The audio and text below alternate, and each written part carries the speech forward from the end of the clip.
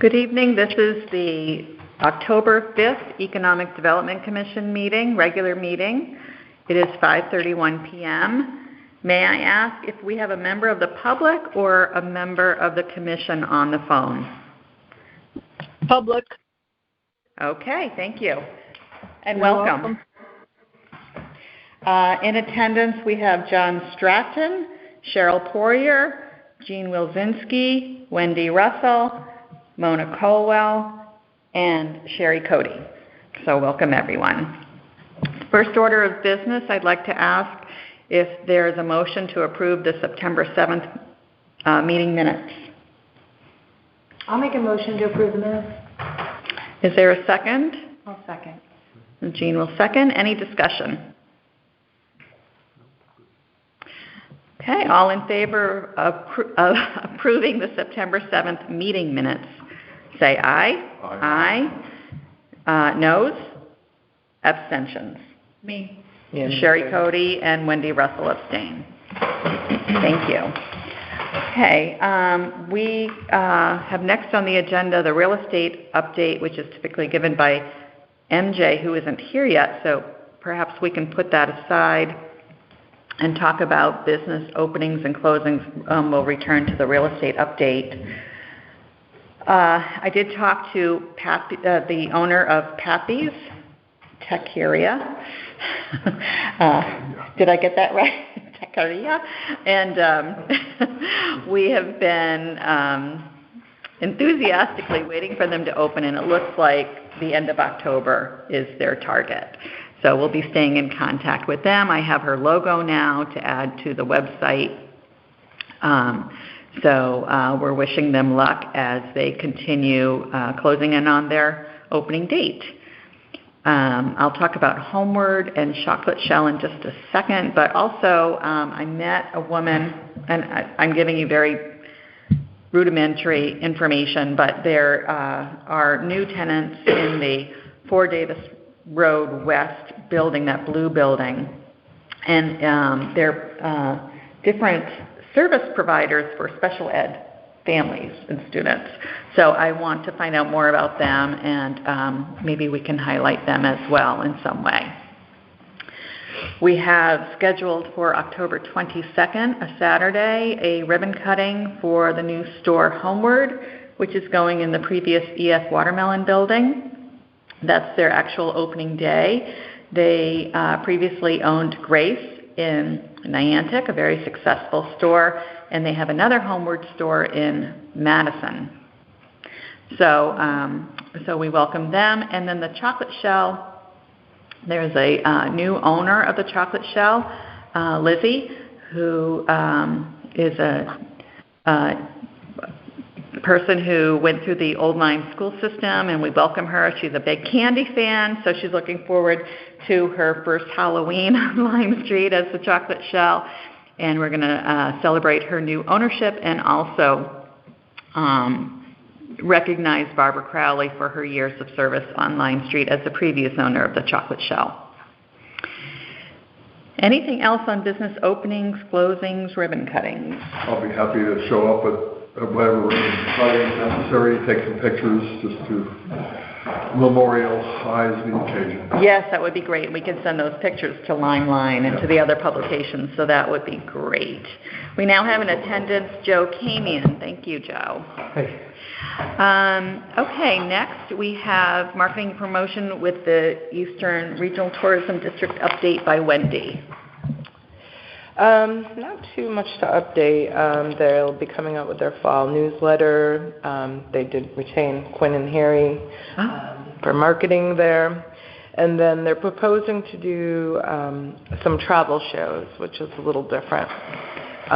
They have American Bus Association for February, which is all tour bus companies and such. Travel advertising show, which is a combo of like tour operators and travel agents and adventure type things in January. And then there's another one in February. And then Discover New England is held in Boston in the spring. Oh, okay. and that is also tour operators.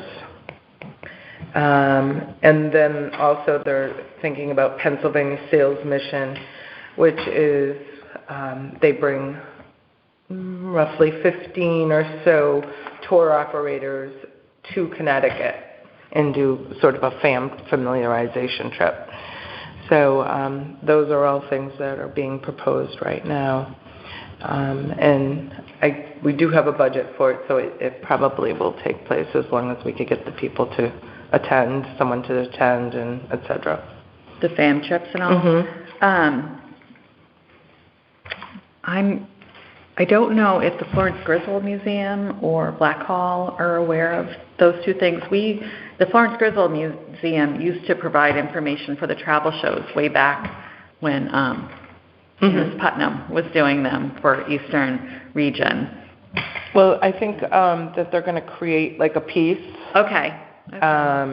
So that's kind of in the works if everything gets approved, et cetera, et cetera. So we could submit who and whatever we would like to be in that piece. Okay. Would this be a feet on the ground thing, or is this basically an auditorium? It's a couple different ways. I've attended many of them. And I've attended Discover New England, American Bus Association. And sometimes you have appointments. So the tour operators will be all at a desk, if you will, or a table. And you have maybe 5 to 7 minutes with each person to present your what have you, the state of Connecticut, a hotel, whatever it might be. And then Discover New England does both a tour, like a trade show, and where you visit with all the tour operators, and you kind of sell your pitch at the point. That used to be a real international audience, if I remember right. Discover New England. Discover New England? Yeah, it's a mix. Okay.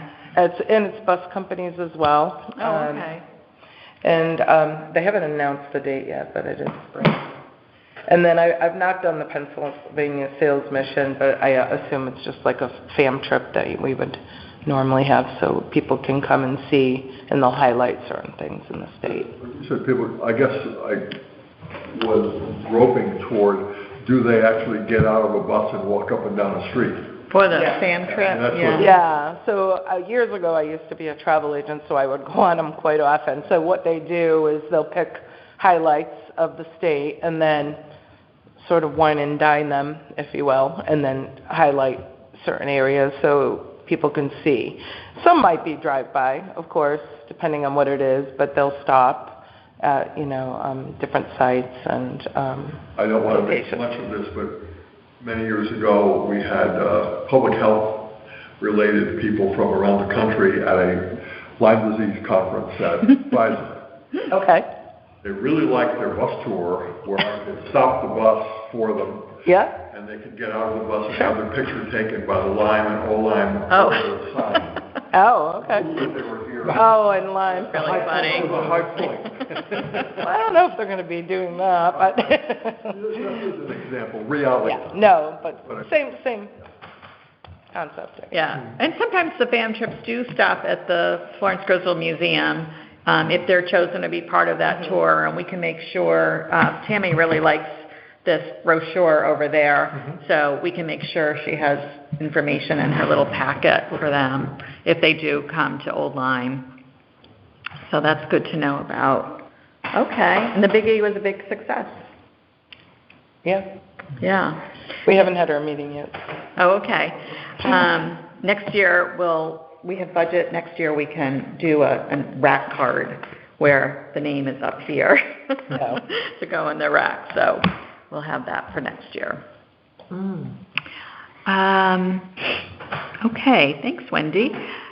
Shoreline Gateway. Joe, would you like to speak to that? Yes. I attended the last meeting, and some notes that I took. My takeaway was the survey. There were 777 responses, mostly respondents over 60 years old. Surprise, surprise. Hopefully more young people will chime in. The gist of this meeting was Bill Mulholland, who is the East Lyme zoning officer came and kind of gave us a presentation on the revitalization of Main Street, Niantic. And, he said that he serves on multiple commissions, including economic development for purposes of land use, which makes me wonder, should we have somebody on our commission that's intimate with land use regulations, because that's a big part of what we're typically struggling with, no matter what project it is. He talked about Niantic had great bones but needed a new suit. And that's kind of, not too far afield of where we're at in terms of trying to do something with our shoreline gateway. He has also developed, out of necessity, a working knowledge of architectural treatments and such, and he did admit that he had some early education as an architect. So he was saying that East Lyme developed architectural standards, and he had done the same thing for Noank prior to the redevelopment of the revitalization of Niantic. So that was kind of a takeaway that I took, that the idea of some kind of a theme, some amount of standards. I mean, as a town, we already have things such as no flashing neon signs in the windows, even though that's getting compromised. If you drive around and about, you'll see, our regulations are only indirectly illuminated signs. And you'll see places where there's full-blown, back illuminated, much akin to, strip malls of the world. So the idea of architectural standards is kind of a good point. He said that Niantic was very tired, and revitalizing takes a lot of time. So it sounds like, we're in for another long-haul process, although, it's already been quite a long time. He said East Lyme does not have bars, only restaurants, with proportionate bar occupancy. So meaning, yes, it's a restaurant that has a bar, but certainly the dining function overwhelms whatever, appropriately sized bar component there is. That's kind of a good lesson. It's a good lesson. I think it makes a lot of sense. He said that they also have pushed, and again, part of this might have been from COVID, but outdoor dining, but only unmarked umbrellas. I like that. I thought that was kind of elegant, as opposed to, I don't know, I've been on the Mediterranean and they've got all the Cinzano umbrellas, so, those are okay too, but, it's funny. One of getting down to the detail. Yes, but interesting that that they've actually looked at details like that. He said that developers all want beige vinyl siding, and he's like, no. Interesting. For Main Street. Yes. Yeah. So he said it's been one of his thrusts is not to allow that, and he said that generally you can kind of get them to go to a more traditional, the synthetic cement board clapboard or whatever that, is perhaps a little more appropriate. He had a major concern over short-term rentals. And he said basically, it harms bed and breakfasts, and that they've really struggled with trying to avoid short-term rentals. So, Joe, do you mean like Airbnb and that sort of thing? Yes. Like short-term as in a week or 2 weeks or something? And he consults to Noank, and they've had a recent kind of brouhaha over this, where residents have been just, really upset by the fact that, have an inappropriate event occur in some Airbnb, such as, a bunch of college kids or young adults pounding 30 packs of beer or whatever, and generally misbehaving. So he talked about that that's something to look out for, because what you see is, for the developer community, everything we've got, they all want sewers and they all want multifamily, occupancies. And the fact that we certainly have our beach community summer attraction, you could see how this could sort of move in the direction of that. What's really interesting about that is that many of the property owners down in the beach communities, when they rent out their cottages, they're doing them through Airbnb or really? VRBO. I did not know that. Yeah, so that. I don't know how you. I don't know how. I'm surprised Niantic's able to do that because they have the same sort of summer population. Well, he expressed it as a major concern, so I think it's something So it's that not necessarily that they're not doing it, it's that they're concerned about it. Yeah. Right. That's what I'm hearing. Yes. Much of the issue seems to me, at least from reading about it and knowing a few people that have been involved, that resident ownership, that is Yes, we that's a big deal. individually Yes. have people that stay over for a couple of weeks. Well, we live there, Yes. and presumably we are responsible for the behavior, whereas if somebody owns 5 houses. Well, interesting, because one of the things he talked about was the Rocky Neck affordable housing, and he said it has added considerable burden to their police department, and that a large contingent of the renters in that subdivision have come from Meriden. He's like, it was almost like a posse came from Meriden and took up residence there. The developer was from Georgia, and for example, he said some of the things that they're dealing with is they erected a fence, I guess, to separate the campground from the affordable housing. And he goes, the fence has been kicked down in 3 different locations with people traversing from there. I think he said to Dollar General, but that seems like kind of a hike, but maybe so. I'm trying to think of where the footprint Dollar is. General over there. There's 2 Dollar Generals. Oh, maybe, yeah. There's the one on. Well, there is one there's one down by the shore. Right. Yeah, and then Divine Wine is yes. next to the campsite. So he talked about that being a burden, and that he said that they've actually added 60 kids to their school district from that development. How many, did he mention how many units? I didn't get how many units it was. And, the gist, though, of what, and I guess because he's really the zoning officer, the takeaway that I saw, he talked a lot about, and these are kind of the high points that I picked up on. But he said that the key is you have to structure zoning to let the free market act to develop. Mm-hmm. And that, he says, is pivotal. And that's kind of the burden that, that we're going to incur trying to do the right thing here.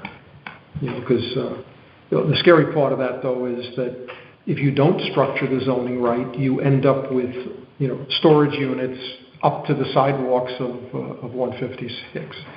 So, and I'm not a zoning officer, but that sounds like, some heavy lifting to be done to sort out what is the right structure to facilitate development by the private sector, in what we would, as citizens of the town, again, we're representative here, so, what do the citizens of our town want to see there?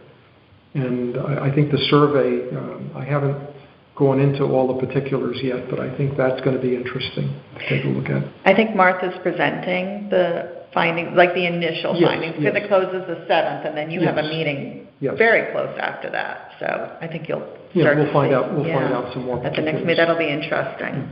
So that's my report on the Shoreline Gateway. Very interesting. Thank you. Halls Road, I don't think there's necessarily an update right now, but I'd like to. There you go before zoning, October 13th. So I'd like to invite Edie Twining to our next meeting to tell us what's going on with that. I think that would be good timing.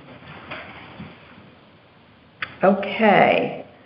New or additional business. Lima Line Chamber of Commerce. I've talked to Rich Shriver and to Tim Griswold, and Rich is quite happy with the advice from the EDC that this be a small meeting of the key stakeholders to think about next steps. So the proposed date is Tuesday, October 25th. Late in the day, he'd like it here. We're thinking there's a meeting here at 6 o'clock, so I think we were thinking maybe 4 o'clock, unless it could be up in the upstairs But Rich should be reaching out to former board members and other key parties. Excuse me, Cheryl, can you give me a little background on what this meeting is about? Yes, so as you know, the Lime Old Lyme Chamber has been dormant, and the EDC, we have an interest in them either being active or closing down shop so that we know how to direct our businesses in town to them or to Saybrook or to Eastern Connecticut. So the discussion last month was, should we have some sort of coffee hour or evening cocktails inviting a variety of people in town, business owners or others, and then see if anyone's interested in reviving the chamber, and then through discussion decided, you know what, maybe it just needs to be their key stakeholders to decide what are we doing. They have a bank account, they have things in place, so this is next step to figure out what's happening there. We will, November budget planning, we put in our initial ask for the 23-24 budget next month. I don't have anything for you right now on that. We can put that as an item on the agenda next month on what we would like to ask for, if it's a flat ask as of this year, or if we are looking for additional monies. If you have any thoughts on what you would like us to be doing in the future or considering in the future and budget associated with that, please feel free to forward that to me and I can include it in some of the thinking that we put together next month. Okay, other business, a few things. I had a correspondence or an email from the people at Lily Tile on 56 Lime Street, and they would like to make sure they're in the brochure next month, next printing. And this is kind of where we've gone through a lot of these. So the next time we print this, they would like to be in this because they feel that people can come in and they have some decorative tiles and coasters and things like that people can come in and purchase. Do they have regular hours, like I could go to 56 Lime Street? Because I've looked in and I don't see anything. Doesn't mean that they're not busy as heck. But. Yeah, they're there, and they said people walk in who are going for a walk. So they would. My understanding is they would welcome people walking in. And so I just need to get a little more information from her, and then we can include them in that aspect of things. There is, I think I told you this last month, there's the RiverCog is doing a regional economic development plan. It's called the SEDS, Comprehensive Economic Development Strategy. And several people from Lyme and Old Lyme were invited to kind of a focus group, and I was the only one who called in from Old Lyme. So, and they were asking what our vision was for the town and barriers to, improvements we're seeking and that sort of thing. So they are going to be putting together what they've learned in a document very shortly. The new business guide is still on my desk, and I am hoping to get to that rewriting. I think I might be talking to Jean about helping me rewrite that entry, that first page.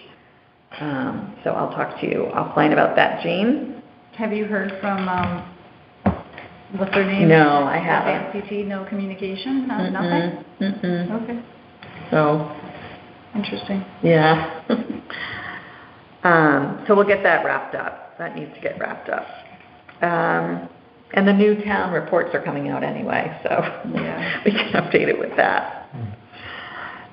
Okay, I've been using the mailing list. I've used it to remind people to take the survey, a couple of other things. So I have some bounce backs, and Mona and I talked about cleaning up that list in the coming months. So that's all something we're working on. Where did the list come from?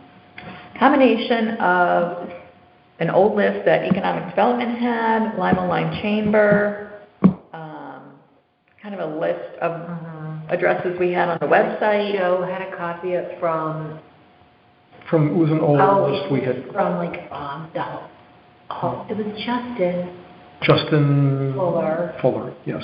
yeah. And that was from when he did the meetings where people could come and do the SWOT. Correct. Right, yeah. So it is a few years old. Yeah. And how we many? definitely got those bounce backs, but. Yeah. How many people are on it? How many email addresses? 100, 1,000? Like 300? Okay, something like that, yeah. Very nice. Yeah. 300. And it's rough. Like, I was just pushing it together so we could have it before the midsummer, and I haven't looked at it since, which is something to revisit. Yeah, sure. we'll get back to that. And it's funny, I was looking at Old Saybrook's economic development plan, and one of their goals is to have an improved mailing list. So they're doing it in a more formal way, and we're just Probably everybody's goal or vision or, wish to have a good list, yeah. Do you have any advice from other towns that you worked with? No. I inherited one in Guilford that was pretty comprehensive that my predecessor spent a lot of time just cultivating, collecting business cards and adding, and we use Constant Contact. In Madison, I have nothing. So I have to go through the chamber whenever I want to email the business community. So I'm starting to build it, but, it's like 2 seconds out of every, month do I have time to do that. Yeah. Very slow work in progress. Yeah. And it's very hard to sift. I remember when David Griswold on this commission said, well, I'll just go to Hartford and I'll find out who is registered as a business. Well, then you have the 350 people and you recognize about a quarter of the names. And then you have to comb through the street addresses to find them. And then you have to determine whether they're still alive. I don't mean physically, but the business's address. So it's not just finding a list, as you know. And those lists don't give you email addresses. Right. So That's the thing, right, and yeah. what we really want is the email addresses, so it's a challenge.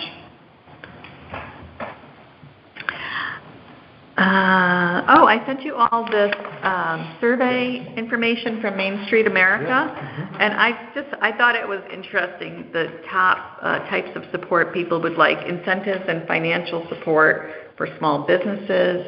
Right now, the ARPA checks are starting to be processed.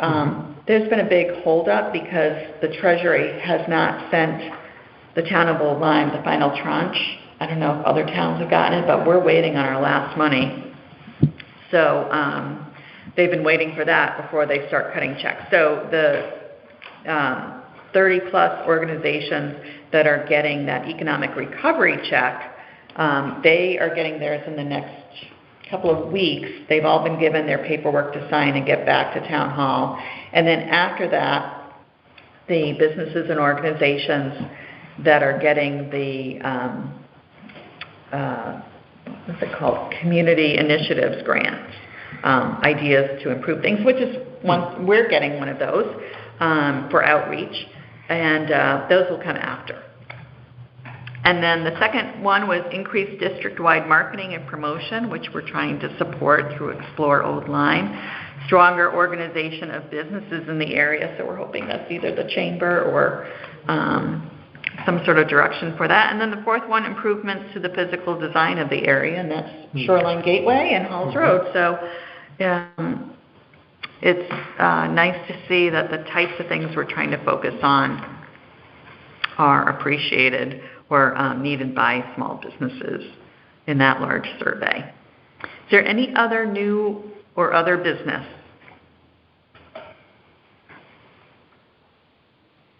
All right.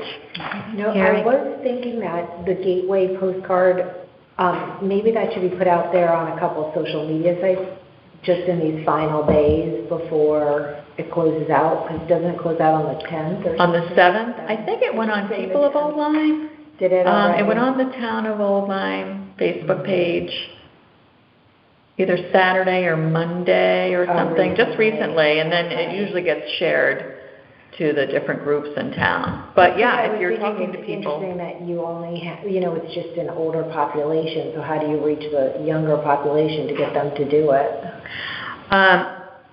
I will say the 770 was from your last meeting. It's now at 1,100 people who have taken that survey. That was as of today, Martha had. That's a major improvement. Yeah, so it might have a younger demographic involved as well. Yeah. Oh, good. Yeah, so that's a good point. We want to make sure as many people as possible take that survey. I took it yesterday, finally. I'm saying this and I still have it sitting next to my computer. 10 to 12 minutes. Okay, is there any public comment? See if we have just thank you for being available by phone. Okay, thank you. We appreciate you sitting in on the meeting. All right, anything else? Cheryl, you talked about this, was it CEDS or whatever? CEDS, Comprehensive Economic Development Strategy. Okay. And that is from, who initiated that? Because this has come around again. Okay, so that's the RiverCog, which is our regional council of government. Is that what it's called? Yeah, RiverCog. Yeah. And in order to qualify for certain grants, federal grants, for the regional economic development, you must have a set. Okay. So that's what they're working on now. Okay. Well, a point that sort of bothers me as I drive around, this isn't being critical, it's being just observant. There's something in between wondering if anybody's going to do anything about a given property and actually creating a sales or marketing adjunct for that property. So I drive by and I say, what's going on here? I say, and thinking, gee, well, where will I find out what the heck is going on here? And you find nothing, unless you call up, if there's a real estate sign, you can call them up. But then you don't want to really rock their boat, because that is a privileged information that they're working. Is there some way we can poke the system a little bit to ask pointed, friendly questions about how are things going? With the property owner? With the property owner, yeah. Or with the real estate people, if that's their spokesperson. That's a rhetorical question. I don't have an answer for it. Beyond being a pain in the neck, and I don't think we don't want to do that. Right. And I assume that during part of the Shoreline Gateway process, there'll be a strategy for approaching some of those owners of blighted properties. They would give us a license, so to speak, to go and ask. But it's also town staff's job, right, to check in with landowners or property owners, right? So the problem is that what they learn isn't necessarily public information. Yes. Similar to realtors. The land use department? Yeah, yep. Like your zoning officer, right? If there's a problem, they're going to go knock on a door and find out, whatever information they need, but they can't come back and just start, sharing that around places. So, yeah. It's a challenge. Yep. That's a good point. But to some extent, we could be agents of change actively, rather than waiting for something to happen that we don't like. Right. It's all about information. Knowing information. Yeah. And I think they are hoping to be that agent of change with Halls Road, having communication open with the property owners and that sort of thing. All right, anything else? Is there a motion to adjourn our meeting? Okay, any discussion? All in favor? Aye. Aye. Opposed? All right. Thank you, everyone.